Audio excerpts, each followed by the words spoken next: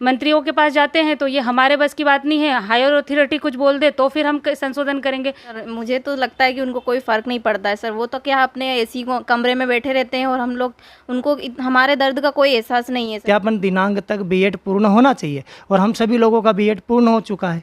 हमको मंत्री जी के द्वारा ये कहा गया कि वो आधे घंटे में आ रहे हैं, वो 2 घंटे में आ रहे हैं, उनकी मीटिंग चल रही है, यही बोल के हमको वहाँ पे बिठा के रखा है, लेकिन वो नहीं आए। उसके बाद हम थक हार के हम वहाँ से अपने अपने घर चले। ज्ञापन देते हैं तो वो कहते हैं समझते हैं, दिखवाते हैं, लेकिन सर ऐसा कोई भी सकारात्मक उत्तर हमको तो ये समझते हैं, दिखवाते हैं, ये कितने महीनों से चल रहा है? सर ये हम 2-3 महीने से लगे हुए हैं, जून से हम इसमें लगे हुए हैं सर। तब से वो समझ नहीं पाए। जी सर। लग रहा है सरकार की नेताओं की बुद्धि, सूर्य भगवान उन्हें कुछ, उनकी बुद्धि पे कुछ डालेंगे। मुझे नहीं लगता कि कुछ डालेंगे। देखिए सर, 1 घंटे में आएंगे, 2 घंटे में आएंगे, 1.5 घंटे में आएंगे, लेकिन वो मिले नहीं। सर वो आश्वासन तो दे देते पर काम नहीं करते सर वो। लेकिन कर नहीं रहे हैं। नहीं जी सर, नहीं कर रहे हैं। अब आगे क्या करेंगे आप? सर आगे कोर्ट केस लगाएंगे सर। मानसिक रूप से बहुत प्रताड़ित हो रहे सर हम। घर वाले पूछते हैं रोज? जी सर, बहुत पूछते क्या हैं कहते हैं? क्या हो रहा है, क्या चल रहा है। तो हमने अभी तक सर घर वालों को बताया नहीं कि हमारा नहीं हुआ कि हुआ अभी तत्काल में, कि पहले तो उनको ऐसा लग रहा है कि हुआ है, लेकिन अभी हमारे साथ ये घटना घटी। अभी तक हमको पता है कि हमारे पिताजी की उम्र ज़्यादा है तो उनको टेंशन में आ जाएंगे, या इसलिए अभी तक बताया नहीं सर हम। माननीय उच्चतम न्यायालय यदि उसके नियमों का ही पालन नहीं होगा तो फिर हम लोग किसकी शरण में जाएंगे? इससे सीधा ये साबित होता है कि जो अधिकारी हैं ये सब तानाशाही कर रहे हैं हम लोगों पे। नमस्कार, मैं हूं गिरिराज शर्मा और फ्रेम में आप जो मेरे आसपास देख रहे हैं ये मध्य प्रदेश में भविष्य के शिक्षक हो सकते हैं। मैंने इसलिए कहा क्योंकि इन्होंने परीक्षा तो दे दी है, रिजल्ट भी आ गया है, पास भी हो गए हैं, सब कुछ हो गया है, लेकिन बस नियमों में पेच फंस गया है। वो पेच ऐसा है कि जब आप सुनेंगे तो आप ये कहेंगे कि बताइए ऐसा कैसे। हमारे पास कई दिनों से फ़ोन आ रहा था तो हमने सोचा कि इस विषय को कवर किया जाए। हालांकि इनकी संख्या जो है वो करीब 200-300 बताई जा रही है, लेकिन अगर ये एक भी होते तब भी हम प्रयास करते कि उसे कवर किया जाए, क्योंकि बात यहाँ पर नियम की है, गलत और सही की है। और हमारी कोशिश होती है कि गलत है तो उसे गलत ही कहें, सही कहने की कोशिश ना करें, ना उसे बताएं और ना आप लोगों तक पहुँचाएँ। अब आप इसे पूरा ध्यान से सुनिएगा, ये सब बताएंगे, इन्हीं से हम जानेंगे। और उसे सुनने के बाद फिर आप अधिकारियों, कर्मचारियों, नेताओं के ज्ञान का भी परीक्षण कीजिएगा कि कहाँ से डिग्री करके आए हैं कि अब नियम ऐसे हो गए हैं। तो अब इनसे हम बातचीत की शुरुआत करते हैं। क्या नाम भैया आपका? मैं सर लक्ष्मण सिंह नाम है मेरा। लक्ष्मण जी कहाँ से? देवास से हूँ सर। देवास से हैं। तो ज़रा आप बताएं सरल भाषा में कि जो भी आपको सुन रहे हो मध्य प्रदेश के, वो थोड़ा सा समझ पाएँ कि क्या आपका जो है इशू है। सर्वप्रथम तो सर मैं सरल टॉक का हृदय से धन्यवाद देता हूँ कि हम बेरोजगार छात्रों का जो विषय था उसको आपने गंभीरता से लिया और शीर्ष तक पहुंचने के लिए हमको ये प्लेटफॉर्म का दिया कि हम हमारी बात शीर्ष तक पहुंचा पाएँ। सर जो अभी जो हमारा विषय है वो ये है कि उच्च माध्यमिक शिक्षक भर्ती 2023 से संबंधित है। इसमें बीएड उत्तीर्ण वर्ष को लेकर मतलब मान्यता और अमान्यता के बीच में विरोधाभास है कि विभाग का कहना ऐसा है कि जब भर्ती आई थी उस समय मतलब 27/1/2023 में इसमें 2 परीक्षाएं होती है, एक होती है पात्रता परीक्षा और एक होती है चयन परीक्षा। तो पात्रता परीक्षा की जो आवेदन की अंतिम दिनांक थी 27/1/2023, उस दिन आप अंतिम वर्ष में होना चाहिए बीएड के, न मतलब कि द्वितीय वर्ष में होना चाहिए, ना कि प्रथम वर्ष में। लेकिन हम उस समय प्रथम वर्ष में थे। उस समय इन्होंने जो पात्रता परीक्षा की जो नियम पुस्तिका थी उसमें लिखा था कि जो अंतिम वर्ष में है मतलब कि द्वितीय वर्ष में वो फॉर्म भर सकते हैं और जो प्रथम वर्ष में वो फॉर्म नहीं भर सकते। लेकिन महोदय हमने देखा कि पिछली बार जब पिछली भर्ती आई थी 2018 की, उसमें इन्होंने 25/9/2018 को ही बीएड पूर्ण मांगा था आवेदन की दिनांक को, लेकिन फिर भी इन्होंने 29/9/2022 तक जिन्होंने भी बीएड कर लिया उनको सभी को नियुक्ति दी। तो हमने सोचा कि हम लोगों को भी नियुक्ति मिल जाएगी। फिर हमने इस बारे में ज़्यादा अध्ययन किया तो हमको पता लगा कि माननीय जो उच्चतम न्यायालय है, सुप्रीम कोर्ट है, उन्होंने 16/7/2019 को ही इस बारे में निर्णय दिया है कि जो व्यक्ति बीएड में एडमिशन ले चुका है, मतलब वो प्रथम वर्ष में हो चाहे द्वितीय वर्ष में हो, वो पात्रता परीक्षा देने के लिए आहर हो सकता है, वो मतलब पात्र है, दे सकता है वो परीक्षा में वो भाग ले सकता है। मतलब आप ये कह रहे हैं कि आपकी जो परीक्षा हुई है, जब आपने एग्ज़ाम फॉर्म इसका भरा तब आप लोगों को ये बोला गया, मतलब जो विज्ञापन था कि आप द्वितीय वर्ष में होने चाहिए। जी सर। और इसमें से कई छात्र ऐसे हैं जो प्रथम वर्ष में थे उस समय। जी सर। और आपका कहना ये है कि 2018 में जो भर्ती हुई थी उसमें प्रथम वर्ष वालों को भी ले लिया था जब तक उनकी डिग्री हो गई थी। जी सर, 4 वर्ष तक, जैसे सर बीएड 2 वर्ष का है, जब जिस व्यक्ति ने 2022 में किया, भर्ती 18 की थी, तो हम ये समझ सकते हैं कि उसने परीक्षा पहले पास कर ली, फिर बीएड में एडमिशन लिया होगा, तभी तो 2022 में पास हुआ। 2 वर्ष की जो डिग्री थी वो 4 वर्ष में तक दी गई है। तो कुछ लोग तो ऐसे भी थे जिन्होंने परीक्षा पहले पास कर ली, उसके बाद में बीएड में एडमिशन लिया, फिर बीएड हो गया, उसके बाद 29/9/2022 तक जिनका हो गया था उनको नियुक्ति मिल गई सर। 4 साल तक ये भर्ती दी गई, मतलब नियुक्ति दी गई। लेकिन अभी ऐसा हो रहा है कि हम लोग तो विभाग की जो तारीखें हैं, जो तय तारीखें, नियम है कि सत्यापन दिनांक तक बीएड पूर्ण होना चाहिए, और हम सभी लोगों का बीएड पूर्ण हो चुका है। अच्छा, वो उन्होंने 2 कंडीशन रख दी, या तो जिस दिन सत्यापन है तब तक डिग्री हो जाए जी, या साथ ही साथ ये भी लिखा था कि सेकंड ईयर में होना चाहिए। तो आप इस शर्त के आधार पर ये कह रहे हैं कि सत्यापन तक हमारी डिग्री है। जी सर, मतलब उनका जो 2 नियम थे कि एक तो आप अंतिम वर्ष में होना चाहिए, साथ ही साथ सत्यापन दिनांक तक डिग्री कंप्लीट होना चाहिए। तो सर हमने सत्यापन दिनांक तक कंप्लीट कर ली, लेकिन बस ये कि हम उस समय प्रथम वर्ष में थे। लेकिन महोदय, मैं आपको बताना चाहता हूँ कि माननीय उच्चतम जो न्यायालय था उसका 16/7/2019 का जो निर्णय है उसके अनुसार हम पात्र हैं। उसमें बीएड में जो एडमिशन ले चुका हो अकेला, वो चाहे प्रथम वर्ष में हो चाहे द्वितीय वर्ष में हो, ये परीक्षा दे सकता है, भाग ले सकता है, और अगर वो पात्रता परीक्षा को क्वालिफाई करता है तो चयन परीक्षा भी दे सकता है, और जब चयन परीक्षा की सूची में अगर वो मेरिट में आता है तो वो नियुक्ति भी ले सकता है। इसी आदेश का पालन करते हुए 4/8/2022 को राष्ट्रीय अध्यापक शिक्षा परिषद, जिसको हम शॉर्ट में एनसीटी कहते हैं, वो एक हमारा भारत सरकार का राष्ट्रीय विधिक संस्थान है, जो सभी राज्यों पर उसकी जो नियम होते हैं वो सामान्य रूप से लागू होते हैं, स्वतः लागू होते हैं, और सभी राज्यों को उसको पालन करना होता है, ये सभी का कर्तव्य है। लेकिन उसका पालन छत्तीसगढ़ सरकार ने तो किया। जैसे ही एनसीटी का 4/8/2022 को निर्देश आया, नियम आया, तो उन्होंने तुरंत सितंबर 2022 में ही उस आदेश का पालन करते हुए आंशिक संशोधन किया कि पहले जो हम अंतिम वर्ष में जिस व्यक्ति को ले रहे थे, जो बीएड में परस्यूइंग होता है, मतलब जो डिग्री कर रहा था अंतिम वर्ष में, उसकी जगह हम जो प्रवेश ले चुका है, जो प्रथम वर्ष में है, उसको भी पात्र करते हैं और वो परीक्षा दे सकता है। इसके बाद में महोदय जो है इसकी संशोधन, मतलब इसकी रूल बुक आई 2024 में पात्रता परीक्षा की, उसमें संशोधन किया हुआ है और सभी प्रथम वर्ष के लोग एलिजिबल है पात्रता परीक्षा देने के लिए। इसी के आगे और अगर हम बात करें तो अगस्त 2023 में उत्तराखंड सरकार ने भी, जो सचिव हैं उत्तराखंड सरकार के, उन्होंने एक पत्र जारी किया और उसमें उन्होंने लिखा कि जो सुप्रीम कोर्ट का जो जजमेंट था और एनसीटी की जो गाइडलाइन है उसको उत्तराखंड में भी लागू किया जाता है, और जो बीएड में प्रवेश ले चुके प्रथम वर्ष के अभ्यर्थी भी ये परीक्षा देने हेतु पात्र हैं।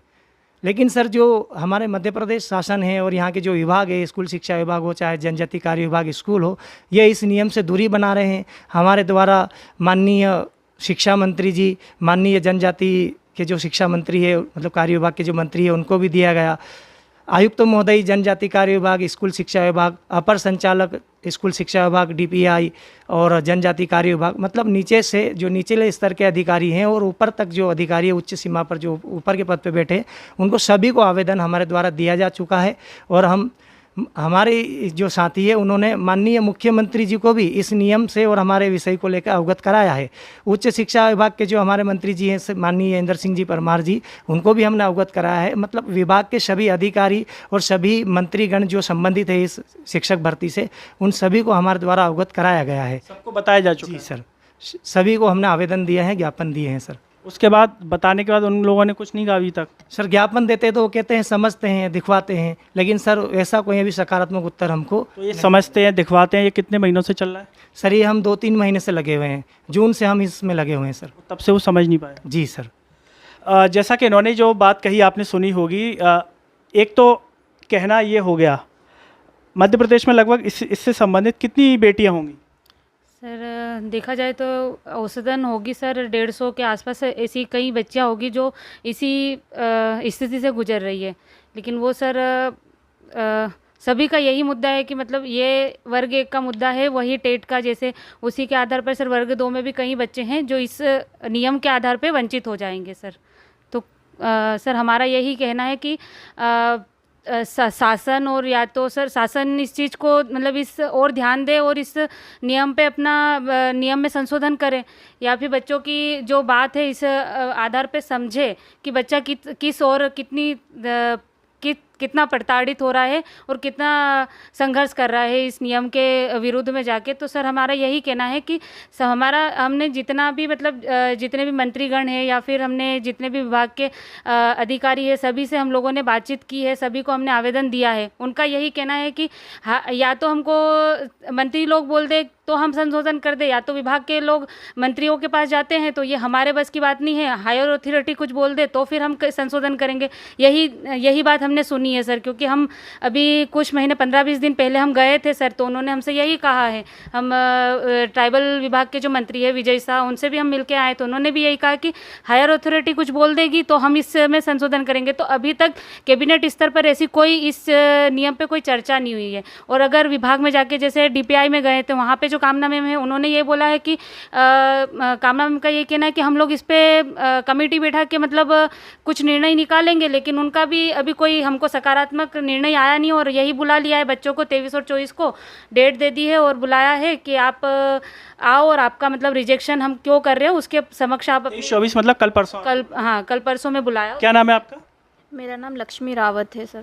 तो लक्ष्मी जी, जैसा कि भैया ने अभी पूरी समस्या बताई, कई बार होता है कि परिवार में बेटा बोलता है नहीं समझ में आती, बेटी कहती है तो समझ में आ जाता है। और मध्य प्रदेश में देश में भाजपा की सरकार है जो भले बेटों को अपना ना माने लेकिन बेटियों को बहुत मान रही है, योजनाओं में भी वैसे भी। तो ऐसा तो नहीं कि आप लोगों ने ये समस्या नहीं बताई हो इसीलिए नहीं मान रहे हैं, इन लोगों ने बताई? नहीं सर, हमने कई बार अपनी समस्याएं सर रखी है सर, विभाग के सामने रखी है, मंत्रियों के सामने, विधायकों के सामने, सभी लोगों को हमने ज्ञापन दिया है सर। ऐसा नहीं है कि हमारी परेशानियां बताई नहीं है सर, लेकिन सुनने को कोई तैयारी नहीं है सर हमारी परेशानियां। मध्य प्रदेश में कहाँ से हैं? मैं धार डिस्ट्रिक्ट से हूँ सर। धार से? तो धार में भी किसी मतलब आप लोगों ने बात पहुँचाई नेता तक या कोई जो होंगे? ये सर बताइए सर, हमने ज्ञापन भी दिया था विधायक को, लेकिन सर हमारा अब पता नहीं अब पहुंचा कि नहीं पहुंचा उनके पास। आपके यहाँ से विधायक कांग्रेस के हैं, बीजेपी के हैं, कौन है? सर कांग्रेस के हैं। कांग्रेस के। तो उनको पहुंचाया, उन्होंने कुछ जवाब दिया था इस पर? नहीं सर, उसके बाद तो कोई जवाब भी नहीं आया सर हमारा। आप कहाँ से हैं? सर मैं बड़वानी से हूँ सर। बड़वानी से। आप बताएं आपके इस मुद्दे पर क्या विचार है? सर इन नियम को संशोधित करना चाहिए इन लोगों को, क्योंकि हम लोग पहले पात्रता एग्ज़ाम पास करते हैं, फिर चयन परीक्षा पास करते हैं, उसके बावजूद भी हमको वंचित किया जा रहा है। इन लोगों ने जिस नियम को बनाया हो उस नियम को संशोधित करके हमको मान्य किया जाए। लेकिन कर नहीं रहे? नहीं जी सर, नहीं कर रहे हैं। अब आगे क्या करेंगे आप? सर आगे कोर्ट कैसे लगाएंगे सर? मतलब आगे आप लोग अभी तो मिलने जाएंगे ना कल परसों? जी सर, अभी मिलने जाएंगे, उसके बाद देखेंगे सर क्या उनका रिस्पांस मिलता है। जी सर। तो आप अच्छा एक वैसे ही बताइए कि जब जो भी दर्शक भी ये देख रहे होंगे उन्हें भी थोड़ा आइडिया लगे, जब आप लोग मिलने जाते हैं जी सर, अधिकारियों से, कर्मचारियों से, समस्या तो आपने बता दी, क्या फीलिंग्स आती है आपको मिलके, उनके चेहरे के भावों को समझ के या उनको देख करके लगता है कि वो संवेदना को समझते हैं, दर्द को समझते हैं, या बस टाटा बाय बाय लगता है? क्या लगता है सर वो आश्वासन तो दे देते पर काम नहीं करते सर, वो बाद में आश्वासन दे देते हैं, काम नहीं करते? Yes sir. ऐसा महसूस होता है आपको देख के, लगता है अंदर से? नहीं सर, वो करने वालों में ऐसे नहीं है सर। अगर ऐसा होता तो हम लोग को वहाँ तक जाने की ज़रूरत नहीं पड़ती। वो खुद ही नियम समझ कर संशोधित करके हमको सिलेक्शन प्रक्रिया में शामिल कर लेते हैं। अच्छा, जैसे आप लोग भोपाल जाते हैं मिलने के लिए नेताओं से, मंत्रियों से, तो होता है ना अब दोपहरी का मौसम है, पसीना भी बह रहा है बच्चों के, छात्रों से, तो लगती है उनको कि इतनी दूर से आए यार ये बच्चे और हम इनका कुछ समाधान नहीं सर, मुझे तो लगता है कि उनको कोई फ़र्क नहीं पड़ता है सर। वो तो क्या अपने एसी कमरे में बैठे रहते हैं और हम लोग उनको हमारे दर्द का कोई एहसास नहीं है सर, कि हम लोग 2 एग्ज़ाम पास आउट करके गए हैं और उनको मतलब एग्जैक्ट जो है सर, मध्य प्रदेश सरकार का एक शिक्षा विभाग का पैरामीटर्स होना चाहिए सर, वो एग्जैक्ट पैरामीटर्स नहीं है जो बोर्ड का पैरामीटर्स होना चाहिए सर। इसी कारण से ये हाल हो रहे हैं सर मध्य प्रदेश सरकार के एजुकेशन लेवल का। सर हम जब माननीय विजय शाह जी से मिलने गए थे सर, आज से 15 दिन पहले, उनका हमने सर हम 10 बजे से चले गए थे। 10 बजे से हमने करीबन उनके आने का सर हमने 7 बजे तक इंतज़ार किया, लेकिन वो वहाँ पर उपस्थित ही नहीं हुए। हमको मंत्री जी के द्वारा ये कहा गया कि वो आधे घंटे में आ रहे हैं, वो 2 घंटे में आ रहे हैं, उनकी मीटिंग चल रही है, यही बोल के हमको वहाँ पे बिठा के रखा है, लेकिन वो नहीं आए। उसके बाद हम थक हार के हम वहाँ से अपने अपने घर चले गए, क्योंकि हमको सर इंदौर आना था, इंदौर का सफ़र करना था, तो सर इसलिए हम 7 बजे वहाँ से निकल गए। लेकिन माननीय विजय शाह जी वहाँ पर उपस्थिति नहीं हुए। हमारी कहाँ गए थे, समस्या- उनके बंगले पे या ऑफिस कहाँ सर गए? उनके ऑफिस में गए थे सर। सुबह 10 बजे से बैठे थे? जी सर, हम सुबह 10 बजे से बैठे थे, हमारे साथ और भी साथी लोग थे, वो करीबन हम 10 बजे से बैठे थे और 7 बजे तक बैठे थे सर, बिना खाए पिए हम वहाँ पे बैठे थे कि वो कब आए और कब हम हमारी समस्या उनके सामने रखे और उनको इस समस्या से अवगत कराएं। और वो आए भी नहीं? वो आए नहीं। हमको उन्होंने ये बोल दिया कि मंत्री जी आप इस समस्या को देख लीजिए। मंत्री जी ने आश्वासन दिया कि आप विभाग में जाके बात कर लीजिए। विभाग में हमने बात करी, लेकिन उन्होंने ये बोला कि हायर अथॉरिटी कुछ बोलेगी तब हम कुछ करेंगे। बस इतनी बात हुई और आ गए हम लोग सर। जो दर्शक इनकी बात को सुन रहे हैं, अब आप इससे अंदाज़ा लगाइए, मंत्री जी का नाम है विजय शाह। ये उस उम्मीद के साथ गए कि इनके मुद्दे को विजय दिला देंगे। विजय हार में उनका कोई हस्तक्षेप ही नहीं और ऊपर से इंतजार करा लिया वो अलग। इससे आप संवेदना समझिए सत्ता के नेताओं की कि कितने संवेदनशील हैं वो मुद्दों पर कि बच्चे बेटियां इतनी दूर से आए हैं और शांता के बिना मिले चले आए। कुछ और लोग भी हैं, उनसे भी हम बात कर लेते हैं ज़रा इसी मुद्दे पर। क्या नाम भैया आपका? रवि।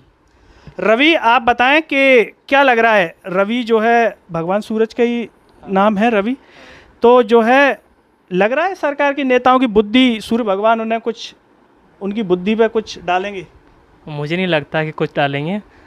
जैसे सरकार को उनका एनसीटी का नियम का पालन करना चाहिए, बस, और कुछ नहीं। नहीं, करना तो चाहिए, सबको पता है। देखिए, हमें भी पता है सत्य बोलना चाहिए, हमें भी मालूम है सही कहना चाहिए, लेकिन बात ये आती है कि करेंगे क्या? लग रहा है करेंगे? बस मन कहता है, अंदर से क्या फीलिंग आती है कि सत्ता को देख करके होना चाहिए कुछ? वो बोल तो देते हैं कर देंगे, पर मेरा मानना है कि शायद ही कर पाई वो। और ऐसा आपको क्यों लग रहा है, क्यों कर पाए? ऐसा एक होता है ना रवैया, व्यवहार, आपको क्या चीज़ें देख करके लगता है कि मानना मुश्किल है? चलिए आप बताइए, जी आपको क्यों, जैसे भैया ने बात कही, सर। क्यों, जैसे इन्होंने कहा कि मुझे कम लगता है कि करेंगे, आपको ऐसा क्या लगता है, करेंगे नहीं करेंगे? सर वो तो पहले हमारे जो मुद्दा है उसको गंभीरता से ध्यान करना चाहिए, उस बाद में वो उनको पता चलेगा कि वाकई में जो हमारा मुद्दा है वो सही। अब सवाल ये है, जैसा कि उन्होंने कहा, क्या नाम था आपका? प्रीति जी ने कहा कि सुबह के बैठे 10 बजे के, शाम को 7 बजे तक। आप कह रहे हो अध्ययन करना चाहिए, जो ज्ञापन लेने के लिए नहीं आ रहे वो अध्ययन करेंगे? जी सर, हम उसमें सर मैं भी बैठा था सर। आप भी बैठे थे वहाँ? जी सर, सुबह 10 बजे से शाम को 7 बजे तक इंतज़ार करें सर। वो बोलते कि सर 1 घंटे में आएंगे, 2 घंटे में आएंगे, 1.5 घंटे में आएंगे, लेकिन वो मिले नहीं।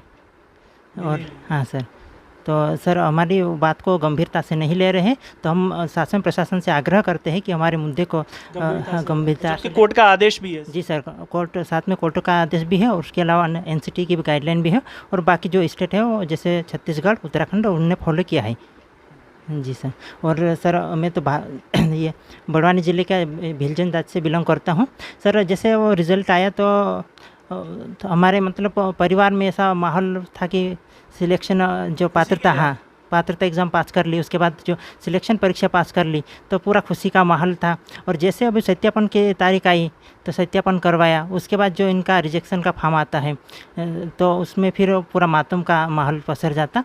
और दूसरी बात पूरे समाज में ये फैल रही है सर कि गवर्नमेंट हमारे को लेना नहीं चाहती, जैसे भी उल्टे सीधे या फिर कैसे भी उनके मन मर्जी से रूल्स बना के आदिवासियों को बाहर करना ही चाहती, ऐसा लगता मुझे तो। ऐसा क्यों लग रहा है? क्योंकि आदिवासियों को लेकर के तो सरकार इतनी मतलब कहना चाहिए संवेदनशील है, आए दिन आदिवासियों की चिंता जताती है, तो ऐसे में आपको ये क्यों आ रहा है मन में? सर वो तो सर उनका चुनावी मुद्दा रहता है। मेन बात तो सर ये है कि वो ऐसा करना नहीं चाहते, ये पूरे समाज में फैला हुआ है सर। हाँ सर, तो इसलिए हम गवर्नमेंट से आग्रह करते हैं कि हमारे मुद्दे पर अच्छे से ध्यान दें। और नहीं तो सर जैसे हमारे को नहीं लिया, बाई चांस हम बाहर भी हुए, तो ये सिर्फ प्रभाव हमारे पर इतना नहीं पड़ेगा, पूरी समाज की जो हमारे साथ पीढ़ी है, जो हमारे से अनुज है, वो सब मतलब अब पढ़ने में इंटरेस्ट नहीं दिखाएंगे। हाँ सर, इनका कहना है कि अगर नहीं लिया और इन्होंने परीक्षा जो है पास भी कर ली है और आदिवासियों को लेकर के केवल चुनावी मुद्दा है, ये इनका कहना है। अगर नेता मंत्रियों को लगता है कि ये गलत कह रहे हैं तो फिर ज्वाइनिंग दे देनी चाहिए इनकी बातों को लेकर के। अगर ये गलत कह रहे हैं तो यहाँ तो इनको सज़ा मिलनी चाहिए अगर ये गलत कह रहे हैं, और अगर सही कह रहे हैं तो जिम्मेदारों को सज़ा मिलनी चाहिए। ये देखना होगा कि डॉक्टर मोहन यादव ये कर पाएंगे क्या। क्या नाम है आपका? जी कर्नल सर। मैं भी देख रहा था, इनसे बात कर रहा था, आप कुछ सोच में डूबे हुए थे, वो देख करके क्या सोच रहे थे?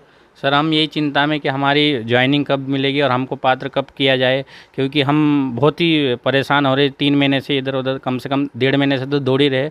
लेकिन जब पात्रता एग्ज़ाम में हमारा वेरिफिकेशन हुआ तब से हम ऐसा लग रहा है कि हमारा होगा कि नहीं होगा, मानसिक रूप से बहुत प्रताड़ित हो रहे सर हम। घर वाले पूछते हैं रोज? जी सर, बहुत पूछते हैं क्या कि कहते हैं? क्या हो रहा है, क्या चल रहा है। तो हमने अभी तक सर घर वालों को बताया नहीं कि हमारा नहीं हुआ कि हुआ अभी तत्काल में, कि पहले तो उनको ऐसा लग रहा है कि हुआ है, लेकिन अभी हमारे साथ ये घटना घटी। अभी तक हमको पता है कि हमारे पिताजी की उम्र ज़्यादा है तो उनको टेंशन में आ जाएंगे, या इसलिए अभी तक बताया नहीं सर हमने। जी। और जब ये पता चला होगा कि आपका चयन हो गया, आप परीक्षा पास कर लिया, तो गांव में होता है ना, जी। पड़ोसी दूर के गांव पुरा तक सबको बता देते हैं। हाँ सर, वहाँ पे मतलब बहुत अच्छा लग रहा है कि मतलब रिश्तेदार में भी लोगों को अच्छा लगा कि यार बच्चा इतनी मेहनत करके अभी तक मतलब वर्ग 1 में क्वालिफाई होगा और मेरिट में आए, तो इन बच्चों को अब होना है, तो वहाँ पे खुशी का माहौल है सर। वहाँ पर खुशी का माहौल है। इनके घरों पर कुछ और साथी इनके बैठे हुए हैं इस साइड में, उनसे भी ज़रा बात कर लूँ, इतनी दूर से वो आए हैं। तो प्रयास हमारा ये है कि सबके मन के उद्गार बाहर आ जाएं, और इससे आप अंदाज़ा ये भी लगा सकते हैं दोस्तों कि आप सोचिए, किसान की बात होती है, और ये आप हकीकत देखिए, किसान के ही बेटे हैं जितने भी बैठे हुए हैं, ये आम परिवारों के किसान के हैं। इनके घर वाले परेशान सोयाबीन के लिए आंदोलन कर रहे हैं, और ये शिक्षक के लिए। क्या नाम भैया आपका? मेरा नाम पुष्पेंद्र सिंह है। पुष्पेंद्र सिंह जी, आप बताएं, आपके साथियों की बातों को आप सुन रहे होंगे, कुछ और ऐसी बात जो ये ना कह पाए हों और आपको लगता है कि कहना ज़रूरी है? मैं शासन से, स्कूल शिक्षा विभाग एवं जनजातीय कार्य विभाग के माननीय मंत्री महोदय से, उच्च अधिकारी महोदयों से मैं यही निवेदन करना चाहता हूं कि जब माननीय सुप्रीम कोर्ट और जो शिक्षा को कंट्रोल करने वाली बॉडी राष्ट्रीय शिक्षा अध्यापक परिषद, जिसको एनसीटी कहते हैं, उनके द्वारा जब नियम जारी कर दिया गया है कि जो भी अभ्यर्थी टीचर ट्रेनिंग कोर्स या बीएड में प्रवेशित हो या अध्ययनरत हो, वह जो शिक्षक की पात्रता परीक्षा है उसके लिए पात्र माना जाएगा।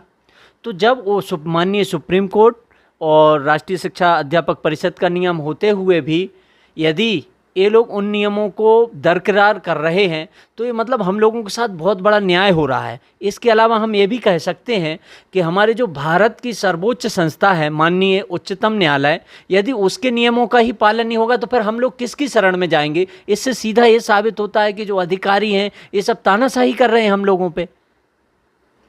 तो इनको हमारी जो मांग है वो न्यायोचित है और हमारी मांग को मानना चाहिए, और जो भी फार्म डालते समय अभ्यर्थी प्राथमिक जो पात्रता परीक्षा है उस समय यदि वो प्रथम वर्ष में अध्ययनरत थे तो उन सभी को पात्र करना चाहिए माननीय सुप्रीम कोर्ट के जजमेंट के अनुसार एवं एनसीटी की गाइडलाइन के अनुसार। क्या कहेंगे आप? सर मैं ये कहूँगा सर कि हम काफ़ी सालों से तैयारी करते आ रहे हैं, वैकेंसी निकलते नहीं है। अभी बहुत सालों के बाद वैकेंसी निकली है। हम लोगों ने काफ़ी प्रयास के बाद एक एग्ज़ाम के बाद फिर दूसरी एग्ज़ाम निकाली है, उसके साथ मेरिट में भी आए हैं, और उसके बावजूद भी सर विभाग अभी ज्वाइनिंग के लिए अपात्र घोषित कर रहा है। तो ये तो सर अन्याय है सर हमारे साथ। दूसरी बात ये है कि सर हम जब एक छोटे से गांव से आते हैं सर, जहां पर आज तक नेटवर्क का बहुत प्रॉब्लम है, मतलब कॉल भी नहीं कर सकता है व्यक्ति, ऐसे क्षेत्र से आते हैं हम लोग और यहाँ के तैयारी करते हैं। और हम लोग किसान हैं तो जाहिर सी बात है कि हर महीने मंथली तो हमारी पेमेंट होती नहीं है, साल भर में 1-2 बार हमारा पैसा आता है, तो उसी हिसाब से हम थोड़ा थोड़ा करके हम लोग चलाते हैं और उसी के हिसाब से हम तैयारी करते हैं और काफ़ी प्रेशर में भी रहते हैं सर। और कभी तो ऐसा भी नौबत आ जाती है कि हमको घर जाने की भी स्थिति आती है, उसी के बावजूद भी हम थोड़ी बहुत जॉब कर लेते हैं, उसके बाद तैयारी करते आते हैं। और जब इतनी बड़ी एग्ज़ाम निकालने के बाद सब विभाग जब अयोग्य घोषित करता है सर, बहुत बुरा लगता है। और जब रिज़ल्ट आया था सर, तो घर पर भी काफ़ी खुशियाँ थी और बहुत अच्छा लग रहा था घर वालों को कि हमारे बेटे की जॉब लग गई है, वर्ग 1 में थी। मतलब अब नहीं है? जी सर, आपने कहा खुशियाँ थी, तो अब सर खुशियाँ थी सर। अभी रिजेक्शन का जब लेटर आया था, सबके मतलब दिमाग में ये लग रहा है कि सर अभी इसको जॉब से वंचित कर दिया जाएगा सर, तब दुख का कारण रहता है सर। अभी जब रिजेक्शन का आया तो कहीं ना कहीं विभाग से आया लेटर, तो बहुत बड़ा इशू रहता है। आपने कहा कि हम बीच में जॉब भी करते, कुछ खर्चा चलाने, क्या काम करते हैं फिर साथ में? जी सर, सर हम लोग जो आईपीएस जाया करते हैं सर, उसमें भी काम करा करते हैं कि अपना गुजारा चल जाए। और कुछ समय सर कोचिंग क्लासेस भी चलाते थे हम लोग, तो अभी पढ़ाई की वजह से उसको थोड़ा स्थगित किया है। तो ये आपने जो बात सुनी ये तमाम उन शिक्षकों की है जिन्होंने परीक्षा दी शिक्षक बनने के लिए, लेकिन ऐसा लग रहा है जो इनकी बातें आप सबने सुनी, परीक्षा पास कर ली है, 2018 में जो थे उनको ले लिया है, इनको नहीं लिया है। और इनका कहना है कि विज्ञापन में ये बात कही भी गई है कि लिया जाएगा जब सत्यापन तक अगर आपकी डिग्री है, और इनकी हो गई है। एक कंडीशन के अनुसार ये हो गए हैं और एक कंडीशन के अनुसार ये नहीं है, लेकिन 2018 में चूक लिया गया है, उस आधार पर ये कह रहे हैं, सुप्रीम कोर्ट के आदेश के आधार पर कह रहे हैं, और जो संस्था है जिसने कहा है कि ये जो नियम है पूरे देश में लागू होना चाहिए, उस आधार पर। साथ ही साथ ये भी कह रहे हैं कि अन्य राज्यों में ले रहे हैं जहाँ पर भाजपा की सरकार है, तो मध्य प्रदेश में आखिर ऐसा क्या है कि इनको नहीं लिया जा रहा है? क्या ना लेने का ये बहाना है? अगर है तो फिर उनको क्यों लिया, इनको क्यों नहीं ले रहे हैं? या फिर मन मर्जी है, टेबल पर बैठे बैठे उन्होंने कही आज क्या कुछ नया किया जाए, चलो आज कुछ तूफानी करते हैं, तो इसीलिए ये मन मर्जी आदेश निकाल दिया। माउंटेन ड्यू पी के अधिकारी ने बोल दिया, नेताजी को पता नहीं है। और ये खुद कह रहे हैं, आपने बात सुनी कि नेता मंत्री कहते हैं दिखवाते हैं। बताइए इनकी नज़र कितनी कमज़ोर है कि अब तक ये दिखवा भी नहीं पाए हैं। जहाँ 1 सेकंड लगता है दिखवाने में, अगर नेता मंत्री आ जाए वहाँ अब तक ये दिखवा नहीं पाए हैं। तो क्या इनकी आँखों का इलाज होना चाहिए, मानसिक तौर पर इलाज होना चाहिए, क्योंकि मानसिक रूप से अस्वस्थ कर्मचारी, अधिकारी, नेता ही इस प्रकार से चीज़ों को टालम टोल करते हैं। दोस्तों, अगर इसकी जगह कोई कांग्रेस से बीजेपी में विधायक आ जाता तो उसे तुरंत मंत्री पद दिया जाता, 10 दिन के भीतर सारे नियम इधर से उधर हो जाते, लेकिन इनको परीक्षा पास करने के बाद भी नहीं दिया जा रहा है। या तो इनमें से कोई अधिकारी का बच्चा होता तो शायद नियम बदल देते, या मंत्री जी का तो होता नहीं, वो तो चुनाव ही लड़ता, लेकिन किसी अधिकारी का होता तो शायद नियम बदल दिए जाते। लेकिन चूंकि ये देश के गरीब किसानों के बच्चे हैं, इसीलिए शायद ये नियम नहीं बदल रहे हैं। डॉक्टर मोहन यादव कहते हैं आदिवासी शिवराज सिंह चौहान चले गए आदिवासी करते हुए, कृषि मंत्री बन गए। या आदिवासी भाई भी बैठे थे पीछे, उन्होंने खुद कहा कि आदिवासियों की सिर्फ राजनीतिक तौर पर बात करते हैं, ज़मीनी स्तर पर उनका हित करने के लिए कुछ नहीं है उनके पास। तो जो भी आप सुन रहे हैं इस विषय को लेकर के कमेंट बॉक्स में अपनी राय ज़रूर दीजिए। इस वीडियो को हर जगह शेयर कीजिए, चैनल को सब्सक्राइब कीजिए। साथ ही साथ सरल टॉक के Facebook, Twitter, Telegram, Instagram page को आप ज़रूर फॉलो कीजिए। और अंत में सभी से एक अपील है कि सरल टॉक को ज्वाइन विद थैंक्स बटन से भी सपोर्ट कीजिए, जिससे हम और बेहतर कार्य कर सकें। नमस्कार।